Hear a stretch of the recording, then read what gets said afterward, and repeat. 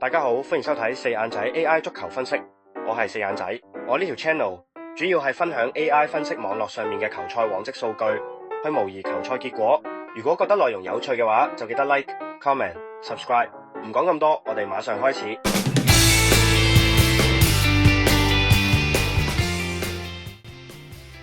截至2026年1月26號，英超聯賽已經進入第23輪嘅爭奪。愛華頓目前32分，排名第11位，處於積分榜中游位置。喺莫耶斯嘅帶領下，球隊展現咗強大嘅韌性。上一輪更係喺客場以1-0擊敗咗爭四熱門阿士東維拉，展現咗極佳嘅競技狀態。愛華頓自11月以嚟，零封場次排名英超前列。防守嘅改善係其排名回升嘅主要原因。列斯聯則面臨完全唔同嘅處境，目前25分，位列第16位，僅領先降班區8分。儘管列斯聯喺上一輪主場1-0小勝富咸，但其客場表現堪稱災難。本賽季11個客場只係得1勝。列斯聯喺客場極其脆弱，11場客場比賽輸咗8場，場均入球數僅為1球，而失球數則場均失2.18球。加利殊呢名曼城租借球員因足部應力性骨折預計缺席數月。佢喺22場比賽中貢獻2球6助攻，係球隊嘅進攻核心。佢嘅缺陣大大降低愛華頓嘅進攻能力。尼大爺從非洲杯歸來，將直接進入正選，填補加利殊嘅空缺。佢本賽季貢獻4球2助攻，主場進球率極高。米高堅恩上一場對狼隊令紅停賽，呢個可能導致防線喺面對利雲嘅高空轟炸時出現漏洞。利雲返到熟悉嘅老東家主場，佢本賽季為列斯聯攻入9球，並有3次助攻，場均射正 1.37 次。模型預測佢有40%嘅機率取得入球。比祖作為防線核心，因大腿受傷缺陣，佢嘅受傷係對列斯聯嘅防守造成沉重打擊。喺過去嘅5次交鋒中，愛華頓取得咗2勝2平1負嘅優勢。值得注意嘅係，兩隊喺2025年8月嘅首回合交鋒中，列斯聯主場1-0小勝。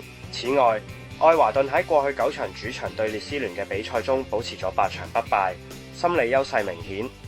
數據模型將呢場波定喺一個微弱優勢指標，即係大約0.25球嘅分差。而勝負傾向方面，主隊愛華頓勝出嘅概率最高，達到39.5%。模擬顯示最頻繁出現嘅結果係1-1平局13%，其次係1-0 10.5%。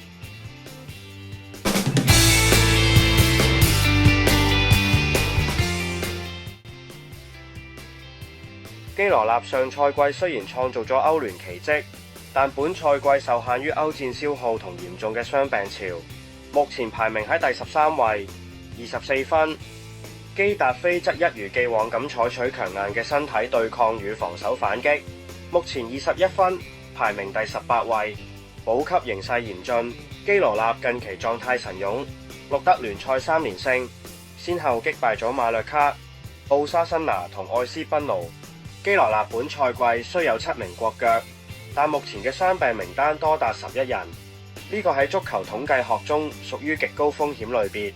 基達菲正處於賽季最艱難嘅時刻，過去6場比賽輸咗5場，20場比賽只入15球，場均入球唔到0.8個，係西甲進攻最差嘅球隊之一。基羅納嘅華拉特絕對係本場焦點。呢名烏克蘭前鋒喺最近3場比賽中射入4球，本賽季已射入7球，係球隊喺多名進攻手缺陣下嘅唯一依靠。史杜安尼、雲迪碧克、學道軍長期缺陣，球隊引進咗曼城新星艾哲維利同巴塞借將達史特根，試圖緩解壓力。基達菲頭號射手保查馬約拿失傷缺陣，呢個讓基達菲本來就薄弱嘅進攻雪上加霜。為咗補強，基達菲租借咗安德烈治前鋒路爾斯華斯基斯。呢場比賽嘅模擬結果就放咗喺畫面上面。然而，基達菲歷史上係基羅納嘅黑星，喺過去6次交鋒中，基達菲贏咗4次。兩隊去年10月嘅交手，基達菲主場2-1取勝。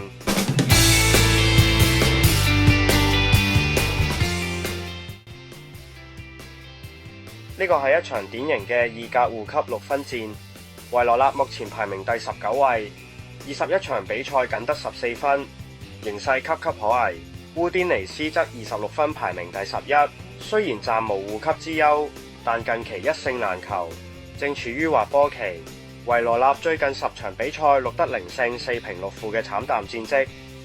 同時，維羅納係本賽季意甲唯一一支喺主場第75分鐘後從未入過波嘅球隊，且喺此時段失咗8球。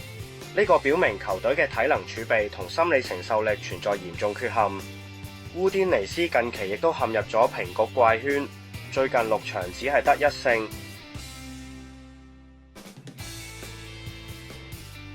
維羅納前鋒基夫奧賓本賽季6球1助攻，係球隊唯一嘅威脅。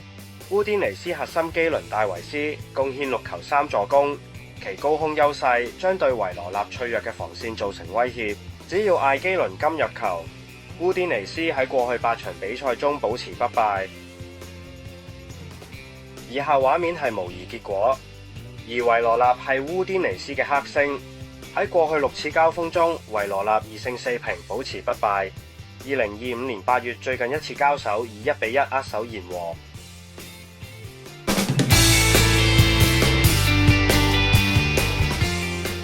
總結返呢3場賽事，英超愛華頓對列斯聯，愛華頓贏同埋進球趨勢少於2.5球；西甲基羅納對基達菲，基羅納贏同埋兩隊唔會加進球；意甲維羅納對烏甸尼斯平局同埋進球趨勢少於2.5球。